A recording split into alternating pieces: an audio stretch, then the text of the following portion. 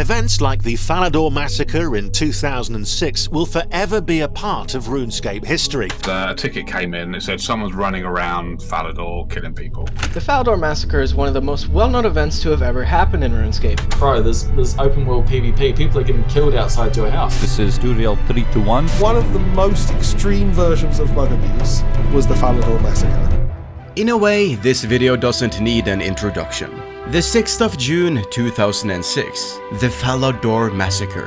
One of the most infamous glitches in RuneScape history. The day that the most popular free MMO in the world saw players cut down in cities, in places they had always thought were safe.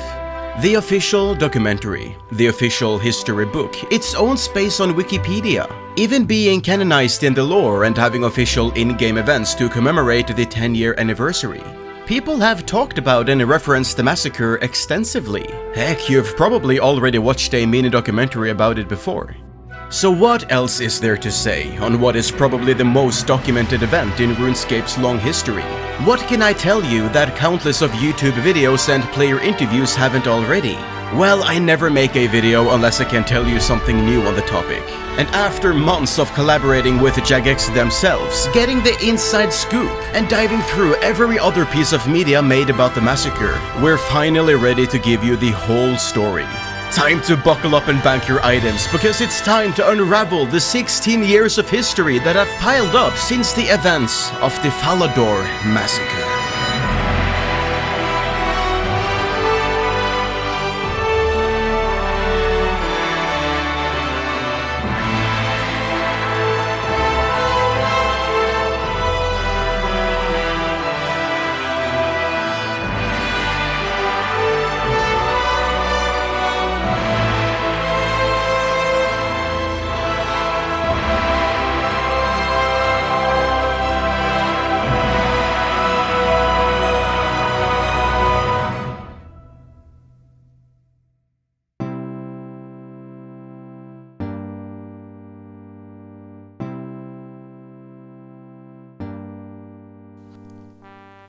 Our tale begins back in 2002, somewhere in the mythical fantasy land known as New Zealand. 12-year-old Lincoln has heard about this new, cool game called RuneScape and decides to sign up to it. A novel medieval adventure game designed by a trio of nerdy British brothers with a sense of wit and charm that you don't really see in other MMOs of the time. The vast world is the perfect place for a 12-year-old to get lost in, and blissfully unaware of where this road would take him, Lincoln finishes punching in his details and is ready to enter the world of Gielinor for the first time. Lincoln, who you probably know better as Cursed You, his in-game name, is quickly hooked by RuneScape and starts putting in some serious hours. He's eventually joined by his close friend, Josh, who calls himself Cursed You, with a 0 instead of an O. The duo play together and call themselves the Cursed You Brothers, since their names kind of look similar if you squint hard enough. Lincoln quickly falls down the PvP rabbit hole, becoming an avid player killer who raises his stats and improves his gear solely to get better at taking down other players. He finds a good amount of success in this path and becomes relatively rich quite quickly. When RuneScape 2 was released in March 2004, introducing the duel arena alongside it, Lincoln turned away from the wilderness and went all in on staking. 1v1 matches with some heavy bets on the line for the winner. Now, in 2004, most stakes were done through magic rather than melee or ranged. Lincoln already had decent PvP skills from his time before the duel arena, but he could get an even bigger advantage if he raised his magic level to the max. In fact, he discovered that he could get 250 XP per game tick by carefully using the charge spell, available to everyone at level 80 magic. With the wealth behind him to buy all the supplies he needs, he quickly achieves 99 magic in early 2004, becoming the 254th person to hit the milestone. Now, with only 254 people at 99 magic, and only a fraction of them actually using the skill to stake, it's not hard to guess that Lincoln did very well for himself at the duel arena. If you knew what to do, staking was an incredible moneymaker, and Lincoln sure as hell knew what he was doing. The only thing he didn't know was what he was going to do with all the money he'd made. That is, until a little birdie told the 14-year-old Lincoln how much his RuneScape gold was worth on certain sites. Lincoln started offloading some of his excess wealth to third-party sites, turning his gaming habit into an actual real-life moneymaker. Highly against the RuneScape rules if you weren't aware, but somehow Lincoln scraped by on just temporary mutes or bans, never receiving anything permanent. This might come as a surprise to you, but giving a 14-year-old a slap on the wrist when they do something wrong generally doesn't stop them from doing it again. And so, the staking proceeds kept making him richer in real life, selling gold for about 17,000 New Zealand dollars, equal to about 10,000 US dollars in 2006. And whilst his throwaway account got banned after selling everything it had, his main account remained active and looking innocent in the eyes of Jagex.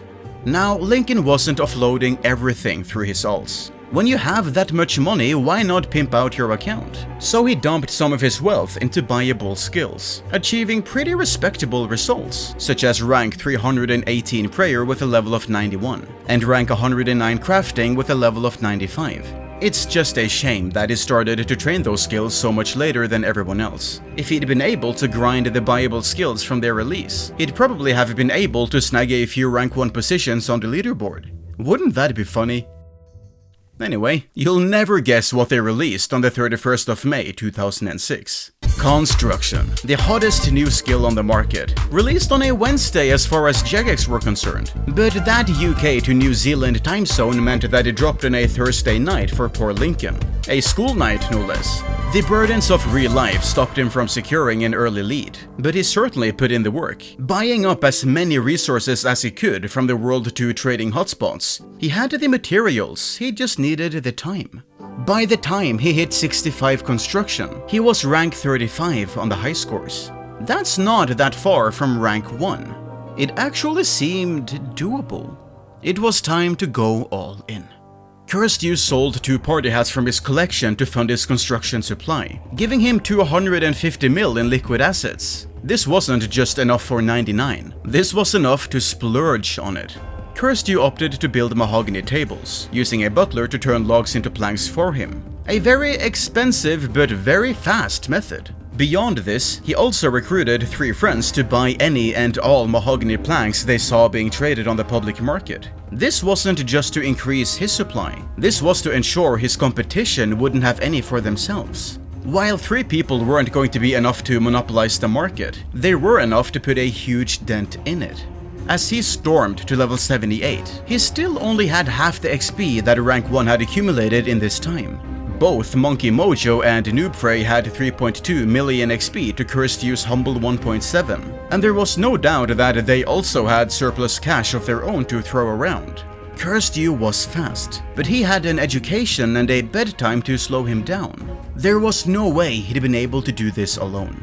So it's a good thing he wasn't alone. He was one half of the Cursed You brothers, remember? So over the weekend he brought in Josh to work in shifts. While Lincoln slept, Josh would keep playing, keeping the grind going until Lincoln awoke the next morning and took over again. 24 hours a day of non-stop efficient training over the weekend. Now his competition were the ones who couldn't keep up. As he reached level 88, Cursed You hit rank 1 on the high scores for the first time. The end was in sight. He just had to keep the momentum going. Lincoln pleaded with his parents to let him take a few days off school to do this. If he could train all day, the rank was his for sure. But if he couldn't, his foes would have a chance to overtake him. Upon hearing their child ask to take time off school to spend the day playing video games, his parents looked at each other, did the responsible thing and said, yes. Who knows why they let him do it? Maybe they knew about his real-world trading earnings and thought of it as him working overtime at a job. But whatever the reason, it cemented his ultimate fate in unchangeable stone. Now that his name was up in lights at the coveted rank 1 position, a lot of eyes fell on Cursed You. And this was during the RuneScape golden era. Who was this kid who came out of nowhere? How did they overthrow the competition so quickly? Can I see his house? The average player in 06 didn't really understand the game, especially when compared to the modern knowledge we have of its mechanics. Everyone had just assumed that rank 1 construction meant that you had the coolest house in the game and had pimped it out to the max. Cursed You's house was just a collection of empty rooms, with naught but a single mahogany table that was being destroyed and rebuilt over and over. He didn't need anything else. That would be, dare I say, XP waste. Of course, it wasn't just adoring fans trying to get in touch with Cursed You, cheering him on or begging to see his ultra-cool Omega house. His competition slid into the PMs to ask when he was ever going to log out, or how big his bank was, because theirs was definitely bigger. If you had 500 mil, they had 501 mil, that sort of thing. RuneScape was really just a kid's playground back in the day, huh? The race was a lot closer than Cursed You would have liked, however. Even after the day spent no-lifing the skill, his rank 1 position was dangerously close to being overthrown. What's worse, as he reached level 96, he was forced to take a break. Not by his parents, mind you. They were happy for him to sink all day into the game. It was by his clan, DI, who were threatening to kick him out if he didn't join them on a PKing trip. Just ignore the fact that he was racing for a historic milestone, I guess. RuneScape really was just a kid's playground back in the day. This actually gave Cursed You a reason to spruce up his house, however. Since everyone would want to have a look at it after the clan event finished, he threw up some minor furniture as decorations for the party he'd be hosting. This didn't last long, however, since he really needed to get back to training, and he forcibly kicked out all the PKers from his house party. Sometimes foreshadowing is relatively obvious. This PKing trip could quite easily have cost him the race. But once again, fate intervened, and he not only kept his rank 1 position, he finally gave himself a buffer. By level 98, he was 1.2 million XP ahead of rank 2, and him being the first to 99 was basically a given. With his future achievement locked in, he wasted no time preparing to celebrate. Since you can't invite people to your house in building mode, Cursed You decided to make flat packs to get the last few drops of XP with his friends and clanmates around. With a few planks and a couple clicks, Cursed You became the only person in RuneScape with 99 construction, to a small and intimate audience that didn't overwhelm his computer in the slightest. Sometimes foreshadowing is... With his achievement immortalized in screenshots, Cursed You opened the house to the masses of people who had been requesting a private tour of the residence for days. Calls to action were posted on all the popular fan sites and official forums, telling people to subscribe to Will Miss It and to hit the bell to be notified of all future uploads. Or, as he put it, feel free to drop by right now. I'm on World 111 with chat on. Rimmington, by the way.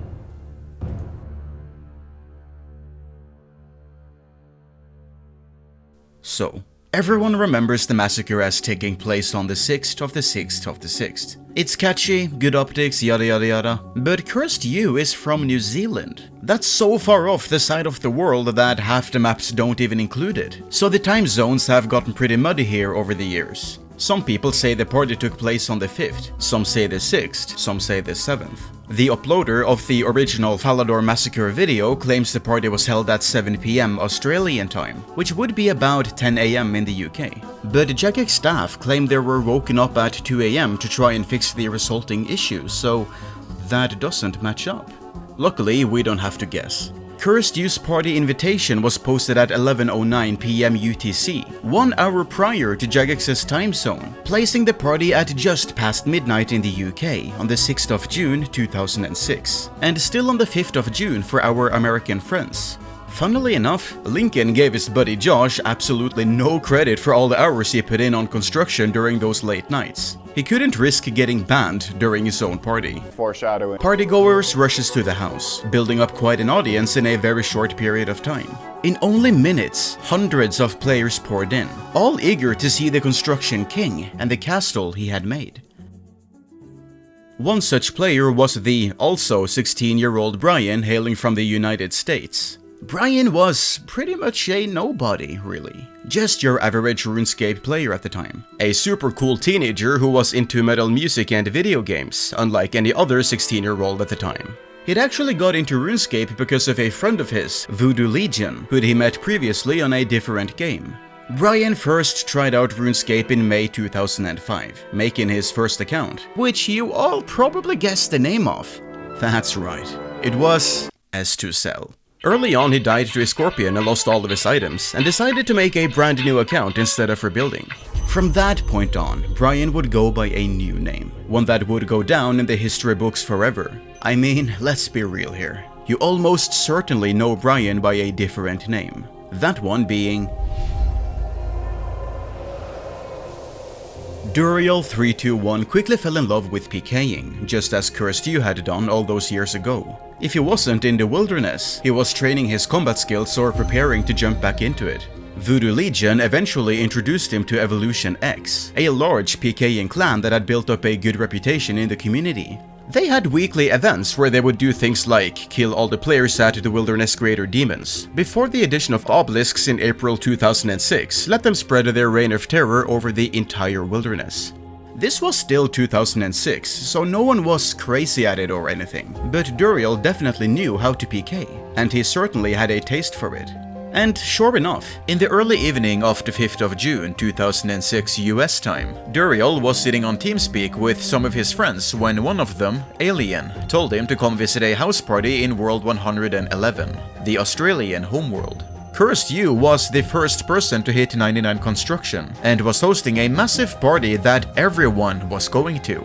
So sure enough, Duriel decided to hop over and see what all the fuss was about.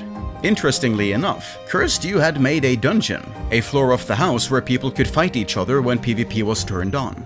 Showing up with some basic gear he was wearing at the time, he stepped through the Rimmington portal and got to partying. And by partying, I mean bashing other people's faces in. Perfectly safe, of course. You didn't lose anything if you died in the dungeon. It was just for fun. You'd just re-enter the house, climb back downstairs and start all over again. That's all it was ever meant to be. A place for safe, friendly PvP. Now, when I said everyone was at the party, out of the 1,200 players online in the world, Cursed You would in later years estimate that 800 of them were all at the party. RuneScape worlds could reasonably hold up to 2,000 people spread across the map without too much trouble. But if you had a lot of people in one place, such as the 800 attendees cramped inside Cursed You's home, things started to chug. And oh boy, was it starting to lag. About 30 minutes past midnight UK time, Duriel, barely able to see what was going on, died in the dungeon and respawned outside, before re-entering and made his way over to the throne room to see what the magic ball thing was. And as he gets to it, the screen freezes completely. A loading message appears in the top left of the corner, and before he knows it, he's back in Rimmington, outside the house portal. So was everyone. Cursed You had kicked all several hundred players from his house in a desperate attempt to stop the lag. His house was now only open to his friends, some of which joined him back inside, eager to keep the party going as a small gathering that only the cool kids could partake in. Little did they know, this was the only safe place left in the entire game. When you have several hundred players all in one area, it can be hard to see what's going on. The game lags, the minimap is filled with white dots, and the main game is covered by an endless sea of players obscuring everything. But something's not right. Some players have health bars, and they're going down. Maybe they're being attacked by a random event or something. No, they've only just left the house. Nothing should be attacking them just yet. Trying to figure out what's going on, Duriel clicks into the ocean of players, expecting to walk to a different spot, but instead he's given an attack option, just like the one he had earlier while he was in the dungeon. Oh dear.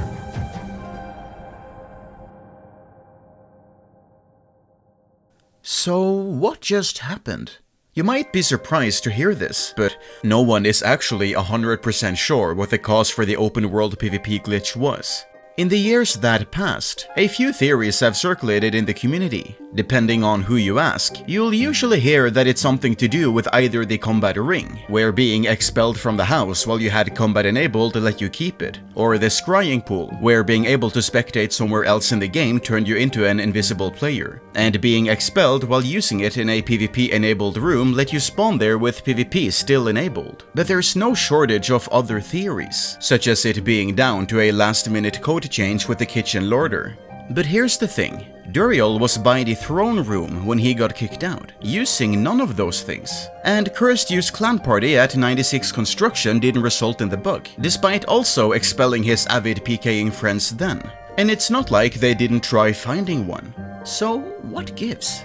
Well, searching for answers, I got in touch with one of the most important developers at the time, Mod Ash, to shed some light on the whole situation. Keep that name in mind, we'll be seeing more of him later. Ash didn't know for sure what the exact cause was, but he knows a lot about why it happened, and so do we. As such, we can make some pretty good guesses because of it. How the player-owned house handled combat was weird. When you had PvP challenge mode enabled in the house, it applied a variable to everyone in the house that allowed combat. Literally, a blanket variable of you can attack anyone, anywhere. You can kinda see how things went wrong now, but wait. If this variable allowed you to attack anyone, why does PvP challenge mode only work in the dungeon? That's because the house also had a second variable. If you were on the ground or upper floor, or the house didn't have a dungeon at all, the option to attack other players was hidden. A hacky solution, sure, but if you wanted to make a PvP mode that only applied in the dungeon, it definitely worked. You just had to make sure that these variables were wiped whenever you left the house. Using the portal, teleporting, logging out, the developer of the skill, Mod John A, thought of all possible ways you could leave the house, and made sure this variable was reset when you did any of them. But clearly, something was missed. Knowing what we know now, there's a good chance that this missed check has to do with a piece of high-level furniture, the Greater Magic Cage.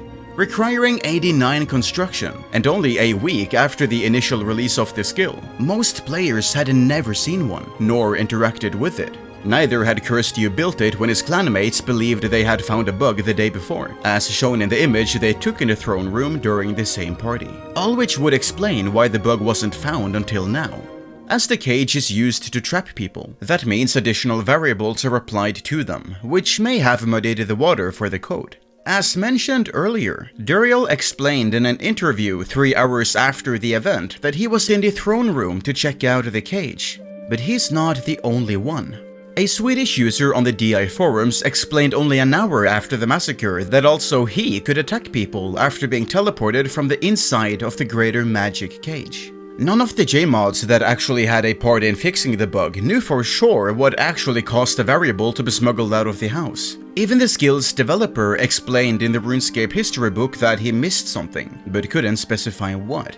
Now, obviously, the bug can't be abused today. We're going to be talking more about that later, but to get a true understanding of the Greater Magic Cage's involvement, I made a last attempt to find the cause of the bug by messaging upload manager Mod Easty. As a Jagex employee since 2008, few J-mods know the game's coded secrets better than Easty. As an upload manager, he's been in charge of implementing all code involving hotfixes and new updates since 2010. Next to this, he's had a pretty big interest in bug abuse, keeping in touch with RuneScape's bug abuse curator and learning the ways of how to break the game both internally, but also externally. Some might remember him from the Rotten Potato documentary, where Easty was shown to be in contact with the old bug abuse communities. If anyone at Jagex would be able to look up the code and find the bug, it'd be him.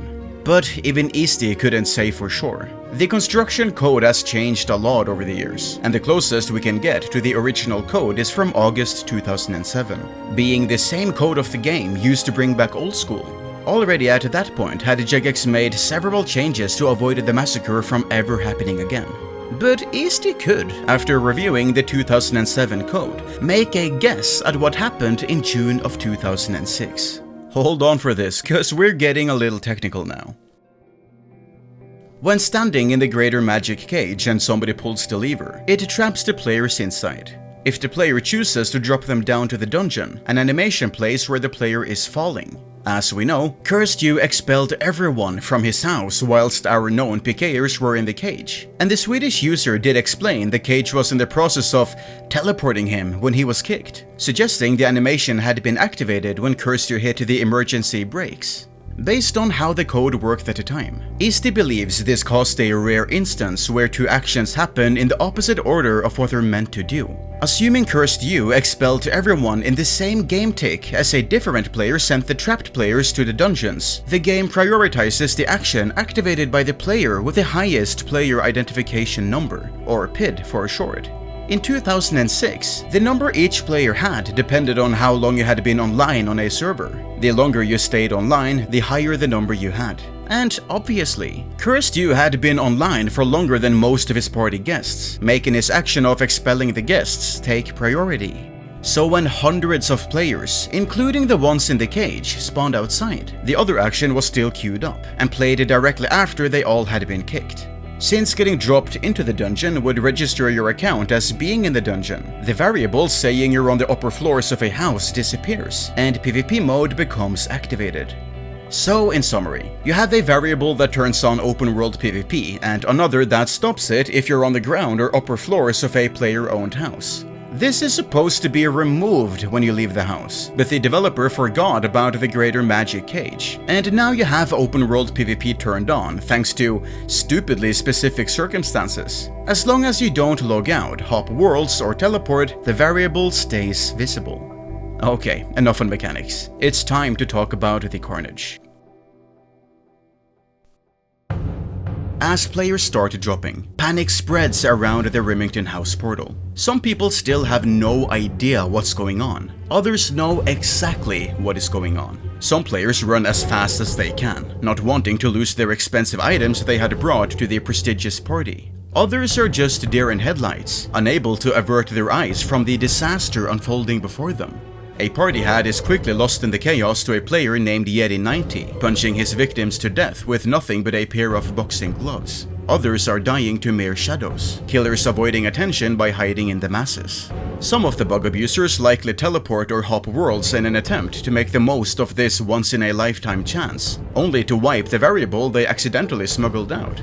Attending player moderators sound the alarm, with their silver crowns piercing through the chat box like a sword of light dispelling the dark. They warn players to run, report the bug abusers, and beg those same abusers to stop before it's too late. Others rush to the player moderator forums to open a direct line with Jagex, hoping to get in touch before these random killings turn into a full-fledged massacre.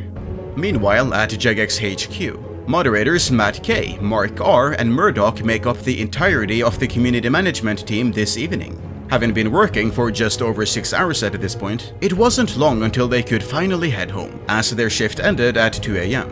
But as the ones to deal with player moderators, they quickly noticed the reports coming in over their PMod emergency ticket system, all repeating the same warning about open world PvP. You used to get them almost like every day or every week. You'd get something similar, which is like, "Oh my god, PvP's been enabled in this place. You better get there to see what's going on." So we used to get it all the time. So nobody took it seriously. And then we had about 2-3 more tickets come in. It's like, hang on a minute, probably ought to go and have a look at this. Mod Mark R and Mod Murdoch jumps in game, teleports to Rimmington, and quickly discovers that the reports are entirely real.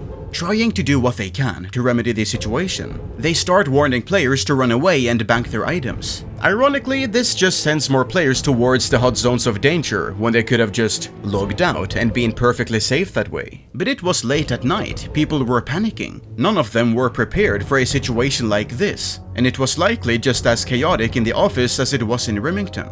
While Jagex managed to get some of the abusers, they're actually struggling to get them all.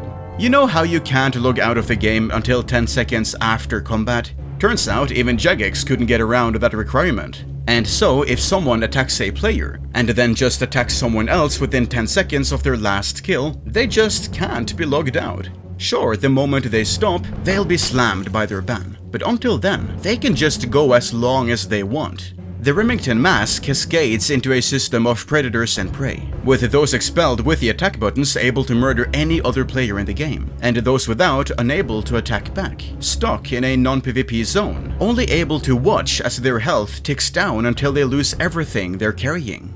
With 2 J-mods unable to do anything but watch as the chaos unfolds, those with items to lose run north to the nearest bank, hoping to deposit all of their items before they're forcibly stripped of them. Some players are quick to escape, but not without trouble along the way. One of the bug abusers, Jonathisol0, follows the crowd north to attack players attempting to get to safety. He gets no kills, and attempts his luck against an unsuspecting player doing a farm run.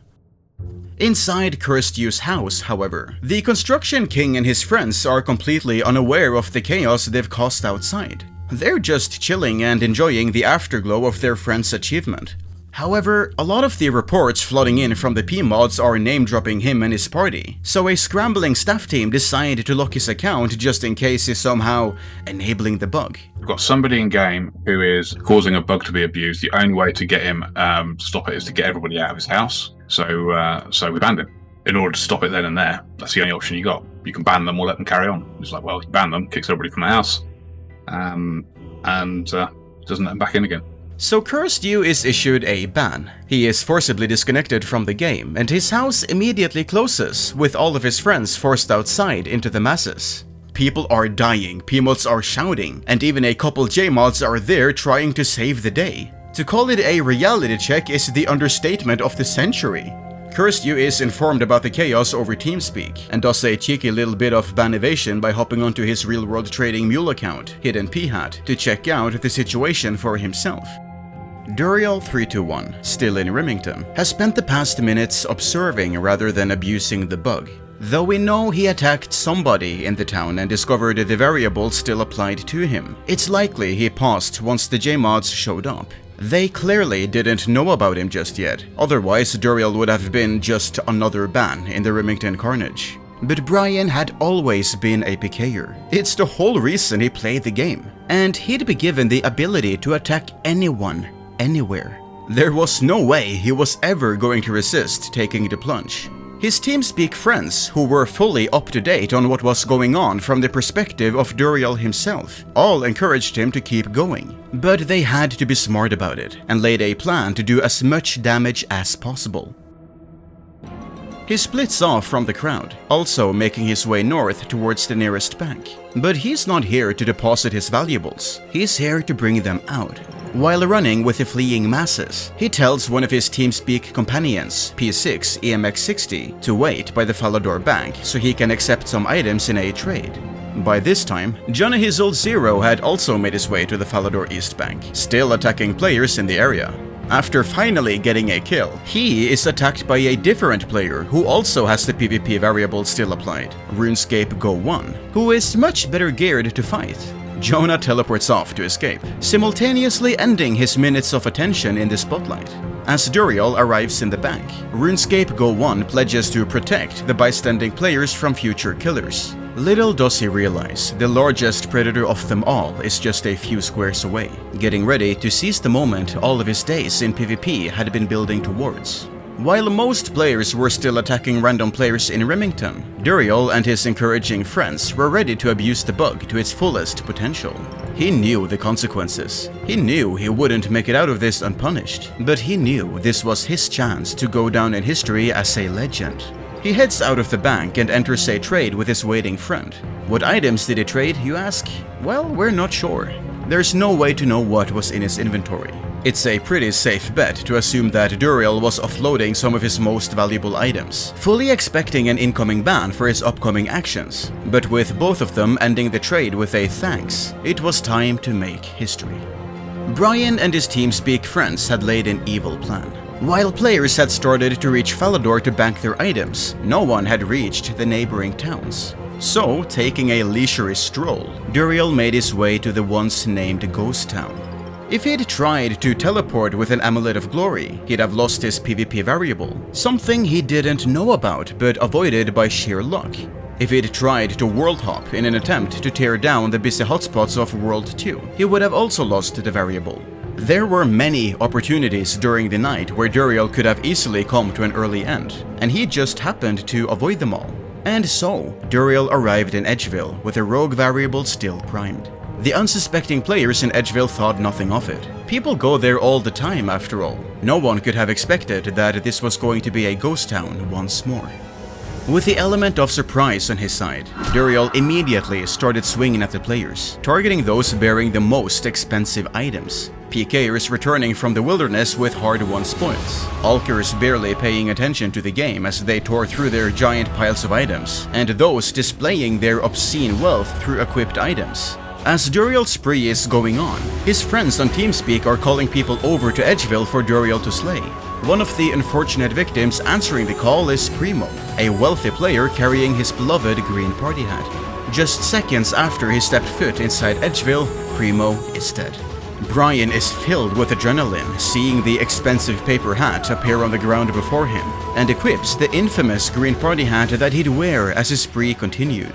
As the kills racked up, players started crowding around Duriel, wondering what was going on as the killings continued. Around this point, Duriel removed both a white and a yellow party hat from their previous owners. However, he was actually unable to pick up much loot for himself, as the greedy onlookers seized the opportunity to grab what they could, descending on party hats and high-level gear like the vultures that they were. Duriel knew a ban was incoming. He wasn't in it for the money, he couldn't be. It was a bloodlust driven entirely by an adrenaline rush, a lust for chaos. As fearful players fled Edgeville, they made west for Falador, hoping to get away, and eager to hunt down the rich and wealthy just within his grasp, Duriel gave chase. While Duriel had already torn up Edgeville and is making their way to Falador from the north, players in Rimmington finally heed the advice of the J-mods and make their way to Falador to bank their items, having seen all the bug abusers in the area start to disappear and believing the glitch to finally be over. Even Mod Mark R and Mod Murdoch fall for this misconception, seeing a peaceful Rimmington and believing it's all over. Rather than following the players to Falador, they log out, believing their job to be done. Fresh blood runs to Falador from the south, running straight north in hopes of finding safety. They slam into the refugees from Edgeville, with a one-man army hot in their trail. Rimmington may have found peace, but that's because the chaos had all gone north. And with a mass amount of targets congregating in Falador Square, and Duriel descending from the north, the stage is set for the greatest disaster RuneScape has ever seen. Anticipating what comes next, some bystanders fire up their recording software, not wanting to miss a second of what follows. And with players starting to drop like flies, more and more eyes are morbidly drawn to the madness. But those pale in comparison to the hundreds of thousands of eyes that would descend on the videos of the event over the years to come. Some of the most infamous RuneScape footage that has ever been uploaded to YouTube.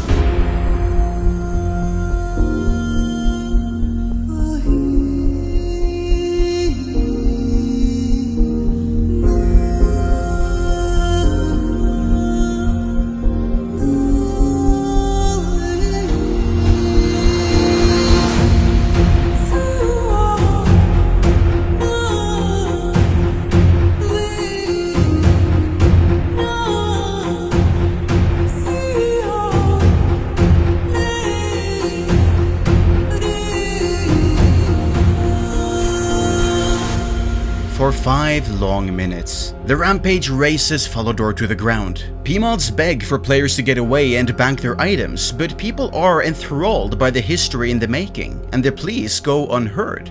Friends message friends to come and see, and as word spreads around the game, more and more people descend on Falador to watch the bloodshed for themselves. Within the last hour, the 1,200 players on World 111 had reached its max capacity of 2,000, with several more queuing up to get in. Mere hours earlier, this had been Cursed Use Day. It was now entirely Duriel's, with a ferocious stack of people following him around, an unhinged collection of people egging him on, asking him to kill them or chanting "Dur scared" on repeat. After building up this army of followers and clearing Falador of targets, Duriel decides to head back to Edgeville to take down the sneaky players who thought they'd managed to evade him. With impending doom returning to the edge of the wilderness, PMods continue to beg for help on the forums. Someone, anyone at Jagex, we need you! Well, they did have Jagex at the scene. Having realized the problem had spread further than Rimmington, Mod Murdoch logged back in to try and solve the problem. If he could force Duriel from the game, they could slam the banhammer on him, but Duriel was unbannable as long as he stayed in combat, and high on the bloodlust from the bug, he wasn't going to let enough time pass between kills to leave combat mode. With a pool of targets around him, why wait 10 seconds when you could immediately kill someone else? So Murdoch went for the second best thing Jagex could do. That is, asking Duriel as kindly as possible to stop, please and thank you. If J-mod powers weren't going to save the day, maybe words would. Unsurprisingly, this didn't stop Duriel. However, Murdoch was hot on Duriel's trail. He had to slip up eventually. There was no way he could keep up the perfect murderous pace for hours on end. And sure enough, Duriel slipped up. GHJJF, who just so happened to be the leader of Cursed Use Clan, DI, became Duriel's last target, barely surviving next to Barbarian Village. As Duriel heads dead north to Edgeville on the hunt for more victims, too much time passes before he manages to strike again. 10 seconds are quickly gone. Mod Murdoch slams the disconnect button and Duriel is ejected from the game. the almighty train coming to an immediate halt. Duriel hadn't been banned, however, only disconnected. Mod Murdoch were probably more concerned about getting the biggest predator offline before doing anything more complicated. Duriel immediately logs back in, but with the killer variable removed by the logout, his killing spree is done for good. Duriel's not stupid, he knows his time is up. So, with his last moments in Gielinor, he removes his green party hat and trades it to his longtime friend, Voodoo Legion. With his Harlequin prize in the hand of his trusted companion, Duriel turns to dust, disintegrating into nothing as he is disconnected once more, with a permanent ban applied to his account.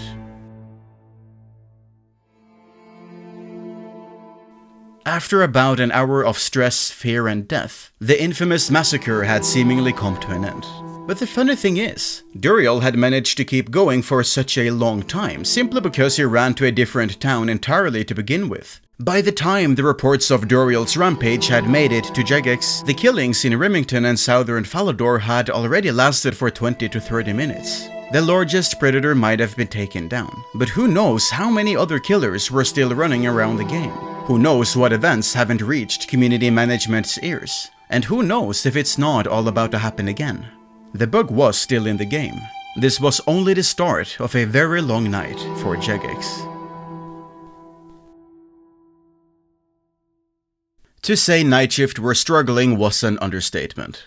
One of the biggest sources of stress was to do with escalation. With no developers in the office overnight, there was no one on hand to fix the bug. Community management certainly couldn't do it. Do they hope for the best, cross their fingers that the bug doesn't become widespread with more offenders appearing and let it get fixed in the morning? Or do they nip it in the bud here and now? Well, by the time the British clocks got closer to 2 AM and the end of their shift, the call was finally made. They needed backup. Just 2 weeks prior, Andrew Gower had been the only person in the system who had permission to add hotfixes to address issues like this. But by sheer coincidence, Andrew had recently delegated this responsibility to a different employee, System Administrator Mod Slake. Slake had seized the opportunity with both hands and openly admitted that he would be more than willing to come in the moment an emergency needed him. Anyway, faced with his first emergency, Slake immediately called Andrew Gower in the middle of the night. Okay, that's a little mean to the guy. Slake was definitely up to the task and willing to do his part in stopping the problem, but while he had the permissions to deploy a hotfix, he didn't really have the technical know-how to confidently stop the glitch without breaking anything else in the process. He needed a developer's insight. Stirred at 2 AM, a tired Andrew Gower was bombarded with information about what had been happening in the game. Unprecedented problems, open-world PvP, players dying in the streets. They needed someone at the office to come over and fix it immediately. Andrew, annoyed to be stirred by the very person he appointed to avoid this sort of thing, told them to deal with it themselves and gave them the number of the only other developer who had agreed to do emergency callouts. The man, the myth, the legend. Mod Ash. The call began with, "Hi, is that Ash? Right, yeah, we understand you said you'd be willing to do some emergency call-out work. We've decided to go ahead with that plan. Frankly, I didn't actually know who it was. Didn't recognise the voice." Ash, not recognizing the voice, was confused by the call, but agreed to come in regardless. Slake raced to Ash's house, picked up the developer and beelined to the office. With the right mind on the task, they quickly sussed out what was behind the bug. While they weren't sure how the PvP status had been smuggled out of the house, they knew it was the rogue variable that had caused the massacre. It was a bug that had existed since the release of Construction, but no one had known about it until this perfect storm. With the variable identified, it was easy to make a hotfix. Ash's hacky middle-of-the-night solution was to temporarily disable PvP in the entire game, meaning nobody could attack each other inside any POH or the wilderness until it was turned back on. He also thought to make the game just stop reading the house PvP variable completely, effectively disabling it for any players who still had it active. Without knowing how the variable was smuggled out, they simply didn't know if this was POH exclusive or if a player could do it all again by using a different source of PvP. With that done, they could fix it more elegantly in the morning. Ash just needed to make a quick check that there weren't any glaring problems in his code to ensure that it wouldn't cause a second major incident. All in all, Slake and Ash's work took them somewhere in the region of 2 hours, with the hotfix being deployed roughly around 4 AM UK time. As the party had started just after midnight, this gave a total of 4 hours from the start of the house party to the termination of the glitch. It had been a night of terror, a night of dread, a night of murder with countless bloodshed. But as Ash and Slake relaxed in their chairs, the 3 community managers now at home could enjoy a well-deserved rest. Because despite all the things the night had been, the night was finally over.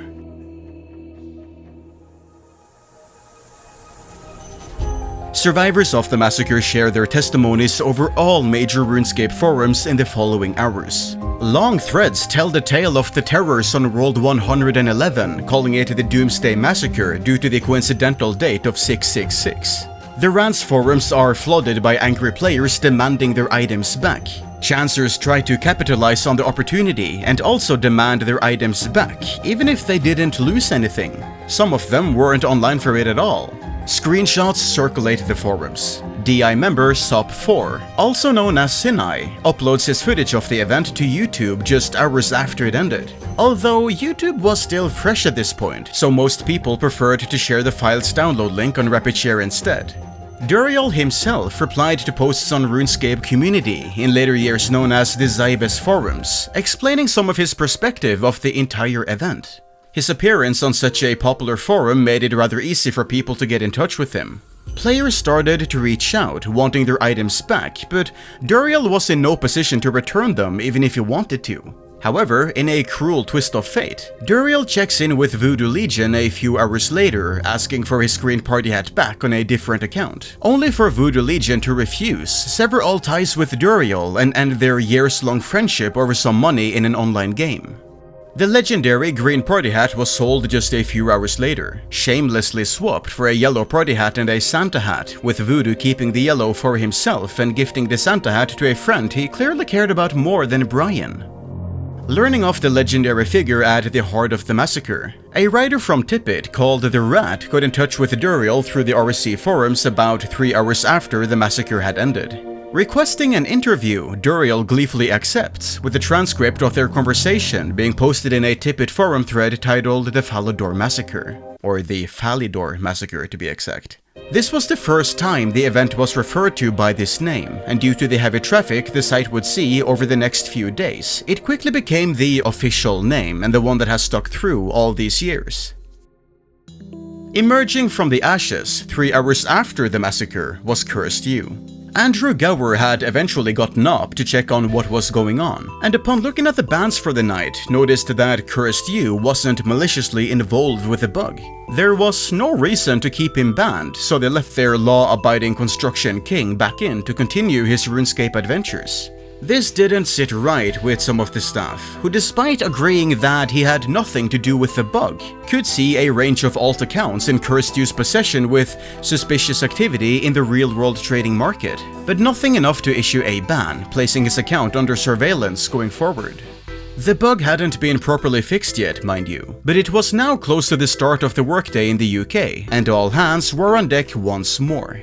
It's an odd morning for the staff, as they're met by the garbage fire that started blazing overnight. The community outrage is at an all-time high. A horrific glitch is being held back by a patchwork fix, and they all slept through one of the most significant events in RuneScape history. With Jagex being made up mostly of young developers and fresh faces in the industry, it's an unusual and exciting day for them. They've never seen anything like this before. Regardless, they get to work on properly fixing the bug. Andrew Gower, upset that such an event happened in the first place, admonishes his team for not partaking in safer coding practices. During this conversation, he realizes that the in-house programming language, RuneScript, doesn't really have an easy way to check if a player is in a specific location or not. Sure, there are some hacky ways around it, but it leads to stuff like the 2 separate variables for house PvP, which led to the bug anyway. So Andrew just goes away and quickly codes up an entirely new system for the game to fix this. With the new code, it's now possible to check what instance a player is in alongside what coordinates they're standing on, and so the team ensures that all variables which enable PvP also check that the player is standing in the intended place. Wilderness PvP only works in the wilderness, house PvP only works in a house. You get the picture. Even if you smuggled these variables out somewhere, they wouldn't do anything since you weren't in the correct place. There would never be a disaster of this type or scale ever again. Additional fixes have been made over the years to ensure bugs of similar nature truly cannot happen. Though unrelated to the massacre, the PID system was changed in 2013 to now be in a random order rather than based on who had been online the longest, meaning bug abusers can no longer rely on their actions being prioritized in the system. Other bugs related to the POH and variables have also been fixed in later years, which all in all creates a stack of safety checks before you even touch the ground when you leave a player-owned house. Jagex has basically built a fortress of protection around the bug they couldn't identify for so many years. Having proved himself with his 11th hour 8, Slake gives Modash special permission to deploy hotfixes to the game without requiring a system admin such as Slake to push it through for him. While Modash tends to get a lot of the credit for stopping the massacre, Slake was equally important in saving the day. After all, Slake was the admin on call. He was the one who drove to Ash's house and the office, and the one who pushed the hotfix through. Without him, there was nothing Ash could have done in this situation. But as a last, just as important major change, players could now be banned even if they're busy smacking down people in PvP.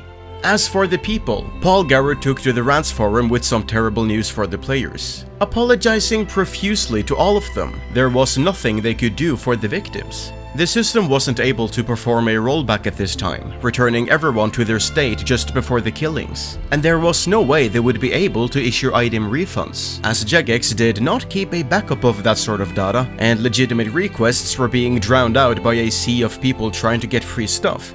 No one would be getting anything back at all. Imagine permanently losing your best gear and not getting it back solely because some kids were trying to scam the system in wake of a huge tragedy. I know I'd be upset. The discussion on the days following the massacre saw people go back and forth between despising and supporting Duriel. Some players felt a rollback was the right solution, with his ban being reversed alongside it. I mean, who could resist such a tempting glitch? Everyone would go around and kill as many people as they could if given the chance, right? Others thought the ban was justified, given he had exploited one of the most serious bugs the game had ever seen, and knowingly went around murdering people to steal their expensive items. While Duriel was permanently gone from the game, Cursed You was back in business and enjoyed a reasonable status as an online celebrity following the massacre. Despite not taking part in it at all, his name was forever connected to it and everyone knew him. However, he was far from a golden child and received another mute just a few weeks later in July 2006, for reasons unrelated to the massacre. Even in the evidence report, you can see a player calling him a legend. Must have been a nice ego boost for the 16-year-old. Pride comes before the fall, however, and with Jagex actively monitoring his account, only 2 months passed after that fateful night before Cursed You pushed things too far. Or rather, I should say Cursed You, since it was Josh playing on Lincoln's account.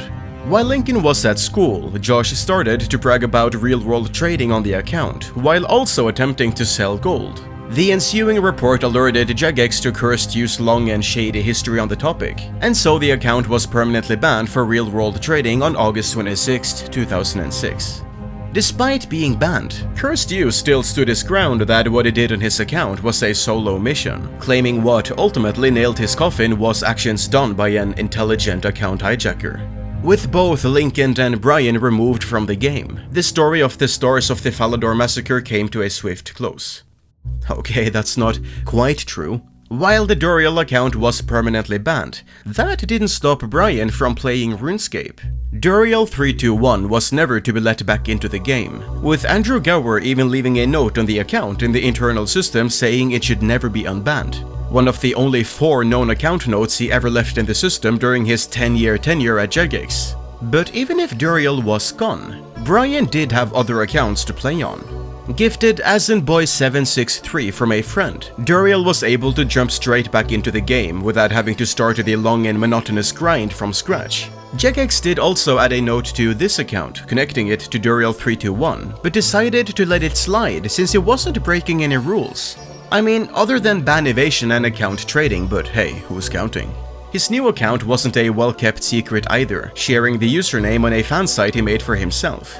Getting the status as an iconic player in the world's largest MMO at age 16 must have been awfully exciting for Brian. He continued to be a part of Evolution up until February 2008, when he attempted to join a new clan of dastardly villains and terrifying PKers, Reign of Terror. Duriel didn't last much longer, however, as he eventually quit the game sometime in 2009 and has not been an active player ever since, as far as we know. As for Jagex, they tried their best to avoid acknowledging the massacre for several years. After all, the incident was essentially a major case of bug abuse. It was a failing on their end, and to give it any credence would just be glorifying rule-breaking and encouraging future offenders. But time heals all wounds, and those personally affected by the massacre moved on with their lives, either rebuilding their accounts or leaving the game for greener pastures. Avoiding the topic was the official stance right up until RuneFest 2014, at which point Jagex decided to start talking about it in preparation for the RuneScape documentary. It was still something of an awkward topic though.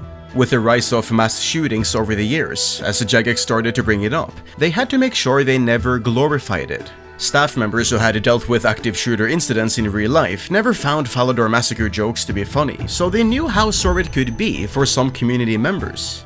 But still, it's one of the most significant cultural events in RuneScape history. People who've never touched the game have heard of it. Whether you like it or not, it left a permanent mark on the game right in the middle of its golden years.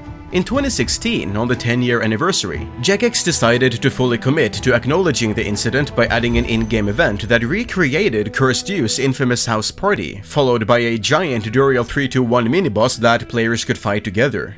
Even Old School held an anniversary event, opening up a temporary World 666, where players could engage in open world PvP in Falador without it affecting their accounts on the regular worlds. Jagex even added a new song, Massacre, to play on this temporary world, bearing a striking resemblance to Nightwish's Planet Hell, but in the OSRS sound font. As Planet Hell was the background song for the most well-known YouTube footage of the massacre, many players associated with the event, and to this day, all the top comments on the YouTube upload of the song are about RuneScape. Jagex also outsourced a gaming company to create a simple game for Facebook titled The Falador Massacre. Described as a top-down view of Falador as it appears in Old School, you'd have 3 minutes playing as Duriel 3-2-1 to get as many kills as possible. NPCs posing as players would pop in from all directions wearing different items, awarding a variety of points depending on the item. Unfortunately, Facebook wasn't too fond of releasing a game holding the word massacre, and thus was rejected and never released.